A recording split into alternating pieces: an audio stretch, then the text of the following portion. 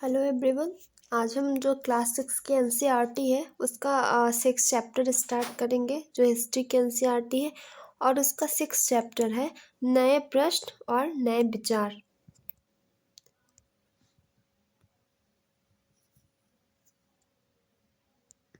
आइए देखते हैं इसमें क्या है। बुद्ध की कहानी, ठीक है, जो महात्मा बुद्ध थे उनकी कहानी। बौद्ध धर्म के संस्थापक सिद्धार्थ थे। सिद्धार्थ गौतम बुद्ध का ही नाम था, ठीक है, जिन्हें गौतम के नाम से भी जाना जाता था। और उनका जन्म लगभग 2500 वर्ष पूर्व हुआ था। और यह वह समय था जब लोगों के जीवन में तेजी से परिवर्तन हो रहे थे। तो महात्मा बुद्ध का क्या नाम था? सिद्धार्थ था, ठीक है। वो बौद्ध धर्म के संस्थापक थे और उन्हें गौतम के नाम से भी जाना जाता है। उनका जन्म कब हुआ था? 2500 वर्ष पूर्व हुआ था।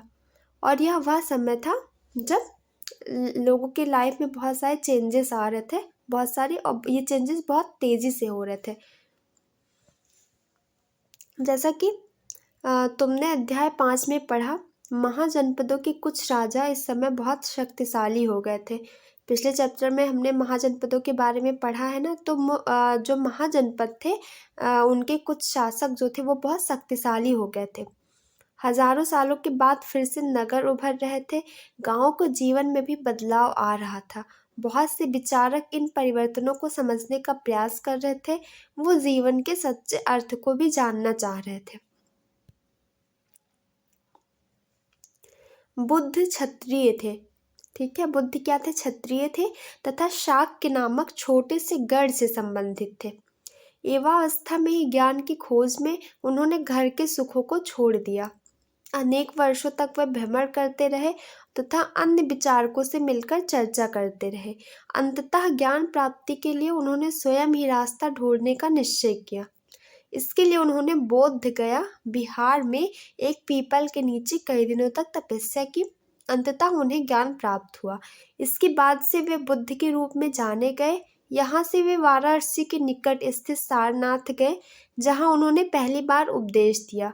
कुशीनारा में मृत्यु से पहले का शेष जीवन उन्होंने पैदल ही एक स्थान से दूसरे स्थान की यात्रा करने और लोगों को शिक्षा देने में व्यतीत किया। तो जो ये बुद्ध थे, महात्मा बुद्ध थे, इन्होंने बहुत कम उम्र में क्या किया? घर का त्याग कर दिया। इनको लगता था कि जब तक मतलब इंसान अपने सुखों का त्याग नहीं करेगा तब तक उसको ज्ञान की प्राप्ति नहीं हो सकती है। ये शाक्य नामक एक छोटे से गढ़ से संबंधित थे, ठीक है। और उन्होंने ज्ञान प्राप्ति के लिए कौन सा जगह चुना? गया, ठीक है, जो बोध गया है, बिहार में है। वहाँ एक पीपल के पेड़ के नीचे इन्होंने कई दिनों तक तपस्या की और उन्हें ज्ञान प्राप्त हुआ, ठीक है।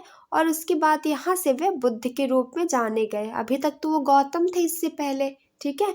लेकिन जब उन्होंने बोध गया में जो आज का बिहार में है बोध गया, वहाँ एक पीपल के नीचे कई दिनों तक तपस्या की और ज्ञान प्राप्ति के बाद वो बुद्ध के रूप में जाने गए। और यहाँ से वे बनारस यानी कि वाराणसी आए। वाराणसी के निकट जो सारनाथ है, यहाँ पर उन्होंने पहली बार अपना उपदेश दिया था, ठीक है। और कुशीनारा मतलब कुशीनगर, कुशीनगर में इनकी मृत्यु हुई थी। और मृत्यु से पहले का शेष जीवन जो था, इन्होंने एक स्थान से दूसरे स्थान तक पैदल यात्रा की और लोगों को शिक्षा देने में व्यतीत किया था।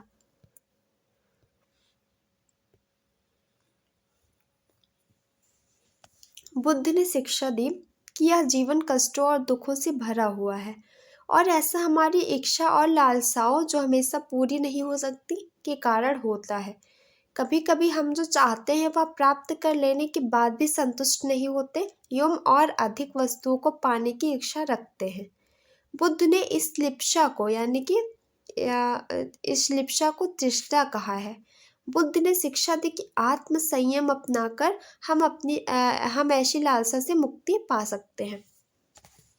तो बुद्ध ने क्या कहा कि यह जो हमारा जो जीवन है, ये पूरी तरह से दुखों से भरा हुआ है, ठीक है।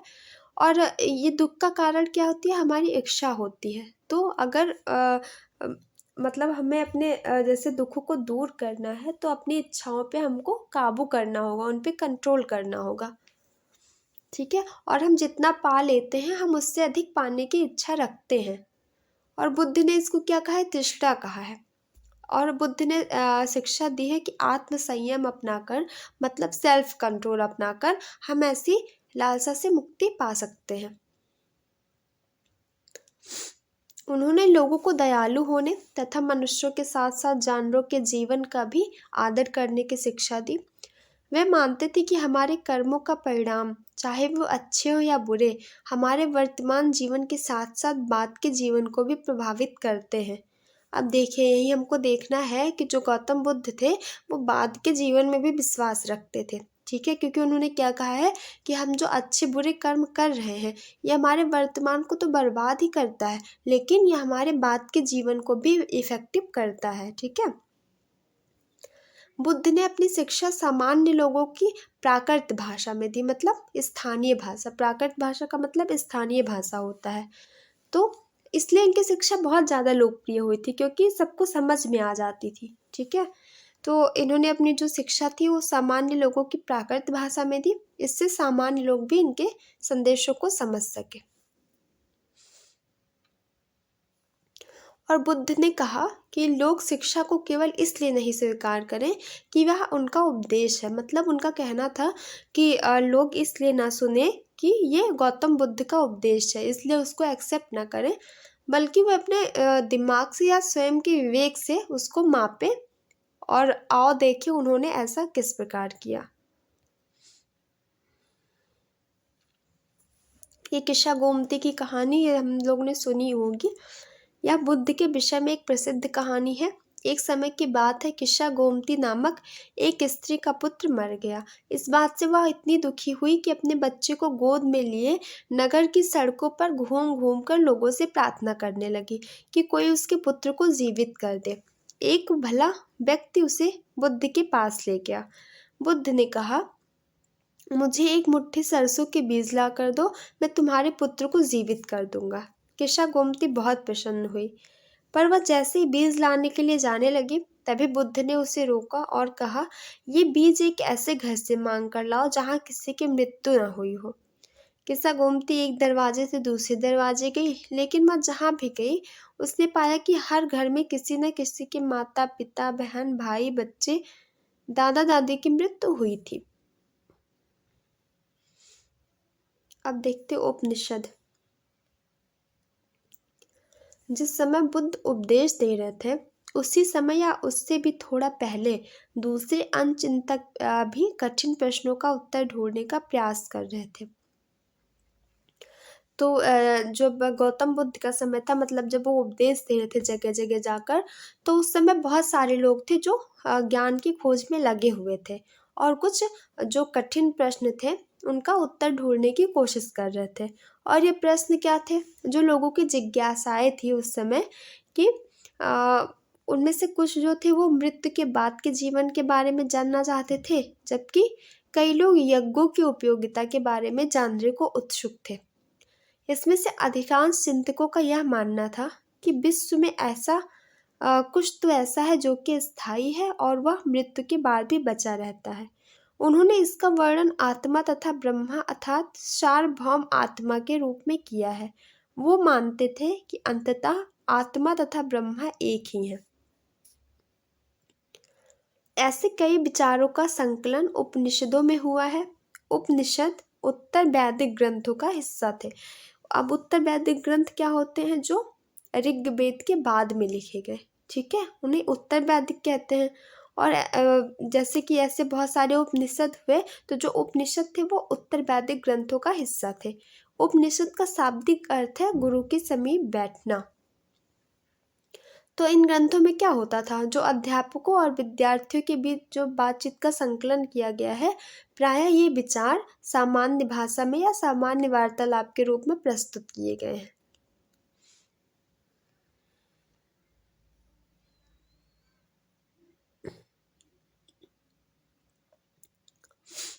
इन चर्चाओं में भाग लेने वाले अधिकांशतः पुरुष ब्राह्मण तथा राजा थे।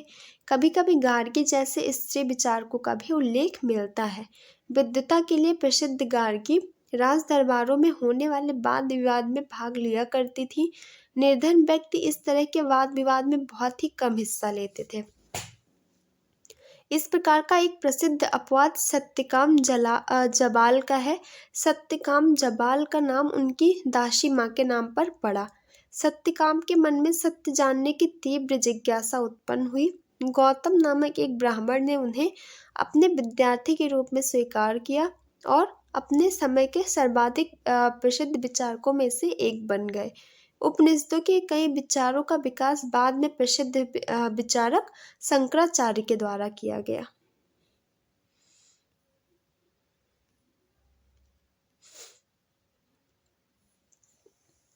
अब देखते हैं जैन धर्म के बारे में।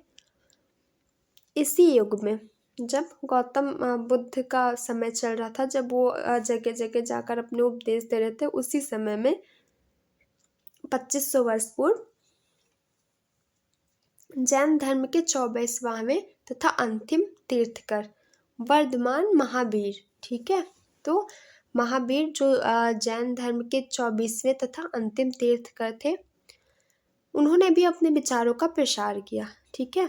और वह वज्र संघ के लिच्छवी कुल के एक क्षत्रिय राजकुमार थे, और यह एक क्षत्रिय राजकुमार थे वज्र संघ के, जो लिच्छवी कुल था उसके। हमने चैप्टर 5 में पढ़ा भी है। 30 वर्ष की आयु में उन्होंने घर छोड़ दिया और जंगल में रहने लगे। 12 वर्षों तक उन्होंने कठिन व एकाकी मतलब एकांत जीवन व्यतीत किया और इसके बाद उन्हें ज्ञान प्राप्त हुआ। सॉरी। उनकी जो शिक्षा थी वो बड़ी सरल थी, ठीक है। उनका मानना था कि जो सत्य जानने की इच्छा रखने वाले प्रत्येक स्त्री व पुरुष को अपना घर छोड़ देना चाहिए और उन्हें अहिंसा के नियमों का कड़ाई से पालन करना चाहिए, अर्थात किसी भी जीव को न कष्ट देना चाहिए और न ही उनकी हत्या करनी चाहिए। महावीर का कहना था, सभी जीव जीना चाहते हैं, सभी के लिए जीवन प्रिय होता है। महावीर ने अपनी शिक्षा प्राकृत में दी, मतलब स्थानीय भाषा में दी।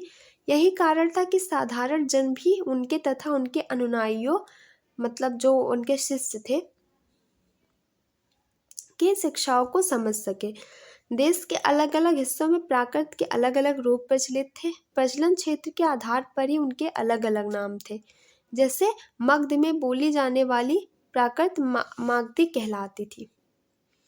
जैन नाम से जाने गए महावीर के अनुयायियों को भोजन के लिए भिक्षा मांगकर सादा जीवन बिताना पड़ता था। तो जो जैन धर्म के अनुयायी होते थे, उन्हें भोजन के लिए भिक्षा मांगना पड़ता था। उन्हें पूरी तरह से ईमानदार होना पड़ता था और उन्हें चोरी न करने की सख्त हिदायत थी। उन्हें ब्रह्मचर्य का पालन करना होता था, ठीक है। और पुरुषों को वस्त्र सहित सब कुछ त्याग देना पड़ता था, मतलब जो पुरुष थे वो वस्त्र भी नहीं पहन सकते थे।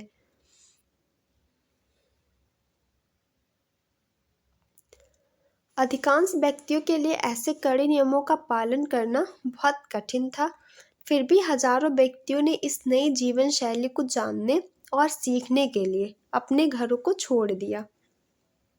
कई अपने घरों पर ही रहे और भिक्षु भिक्षुड़ी, मतलब जो भीख मांगने वाले थे वही बने और लोगों को भोजन प्रदान कर उनकी सहायता करने लगे। मतलब कुछ लोग ने क्या अपनाया कि वो घर पर ही रहते थे, ठीक है, और जो भिक्षा मांगने वाले लोग आते थे उन्हें भोजन प्रदान कर उनकी सहायता करते थे। मुख्यतः व्यापारियों ने जैन धर्म का समर्थन किया, और अगर व्यापारी समर्थन करेंगे तो ये सिंपल सी बात है कि वो बहुत जल्दी फैलेगा, वो कोई भी चीज़ हो, क्योंकि व्यापारी एक जगह से दूसरी जगह इन लोग का आना जाना लगा रहता है। किसानों के लिए इन नियमों का पालन अत्यंत कठिन था, ठीक है, क्योंकि फसल की रक्षा के लिए उन्हें कीड़े मकोड़ों को मारना पड़ता था। बाद की सदियों में जैन धर्म उत्तर भारत के कई हिस्सों के साथ साथ गुजरात, तमिलनाडु, कर्नाटका यानी कि साउथ साइड में फैल गया। महावीर तथा उनके अनुयायियों की शिक्षाएं कई शताब्दियों तक मौखिक रूप में रहीं, मतलब वो सिर्फ मुँह से बोली जाती थी। वर्तमान रूप में उपलब्ध जैन धर्म की शिक्षाएं, मतलब जो वर्तमान रूप जो उनकी शिक्षाओं का उपलब्ध है, वो लगभग 1500 वर्ष पूर्व गुजरात के वल्लभी नामक स्थान पर लिखी गई। जैसे कि मतलब कई वर्षों तक जो जैन धर्म की शिक्षा है वो मौखिक ही रही, लेकिन आज जो हमें वो शिक्षाएं मिलती हैं लिखित रूप में, वो 1500 साल पहले गुजरात के बल्लभी नामक स्थान पर लिखी गई थी।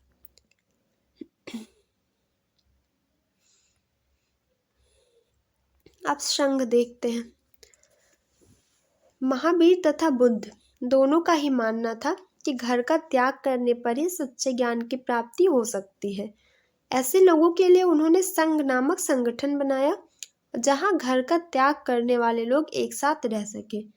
तो इनमें क्या कॉमन था? जो गौतम बुद्ध थे और जो महावीर थे, दोनों लोग का यही मानना था कि जब तक हम घर का त्याग नहीं करेंगे तब तक हमें ज्ञान की प्राप्ति नहीं होगी।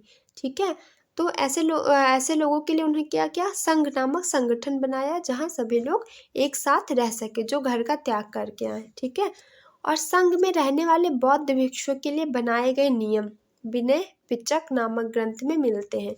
जैसे जब कोई भी संस्था बन जाती है तो वहाँ पे एक नियम बनाना ही पड़ता है। ठीक है, जो नियम बनाए गए बौद्ध भिक्षुओं के लिए संघ में जो रहते थे, वो हमें कहाँ से मिलते हैं? विनय पिटक नामक ग्रंथ में मिलते हैं। विनय पिटक से हमें पता चलता है कि संघ में पुरुषों और स्त्रियों के रहने की अलग अलग व्यवस्था थी। सभी व्यक्ति संघ में प्रवेश ले सकते थे। हालांकि संघ में प्रवेश के लिए बच्चों को अपने माता पिता से, दासों को अपने स्वामी से, राजा के यहाँ काम करने वाले लोगों को राजा से तथा कर्जदारों को अपने देनदारों से अनुमति लेनी होती थी। एक स्त्री को इसके लिए अपने पति से अनुमति लेनी होती थी। संघ में प्रवेश लेने वाले स्त्री पुरुष बहुत सादा जीवन जीते थे। वो अपना अधिकांश समय ध्यान करने में बिताते थे और दिन के एक निश्चित समय में वे शहरों तथा गांवों में जाकर भिक्षा मांगते थे। यही कारण है कि उन्हें भिक्षु तथा भिक्षुणी कहा गया। वे आम लोगों को शिक्षा देते थे और साथ ही एक दूसरे की सहायता भी करते थे। किसी तरह की आपसी लड़ाई का निपटारा करने के लिए वह प्रायः बैठ के भी किया करते थे। संघ में प्रवेश लेने वालों में ब्राह्मण, क्षत्रिय, व्यापारी, मजदूर, नाई, गणिकाय तथा दास शामिल थे। इसमें से कई लोगों ने बुद्ध की शिक्षाओं के विषय में लिखा तथा कुछ लोगों ने संघ में अपने जीवन के विषय में सुंदर कविताओं की रचना की। अब देखते हैं कि विहार क्या था। जो जैन और बौद्ध धर्म के जो भिक्षु थे, वो पूरे साल एक स्थान से दूसरे स्थान घूमते हुए उपदेश दिया करते थे। ठीक है, लेकिन वर्षा ऋतु में जो था वो यात्रा करना कठिन हो जाता था, तो वे एक ही निवास पर स्थान करते थे। ऐसे समय में अपने अनुयायियों द्वारा उद्यानों में बनवाए गए अस्थायी निवासों में अथवा पहाड़ी क्षेत्रों की प्राकृतिक गुफाओं में रहते थे। जैसे जैसे समय बीतता गया, भिक्षु भिक्षुणियों ने स्वयं तथा उनके समर्थकों ने अधिक स्थायी शरण स्थलों की आवश्यकता का अनुभव किया। तब कई शरण स्थल बनाए गए और उन्हें क्या कहा गया? विहार कहा गया। ठीक है, तो आरंभिक विहार लकड़ी के बनाए गए तथा बाद में इनके निर्माण में ईंटों का प्रयोग होने लगा। पश्चिमी भारत में विशेषकर कुछ विहार पहाड़ियों को खोद कर बनाए गए।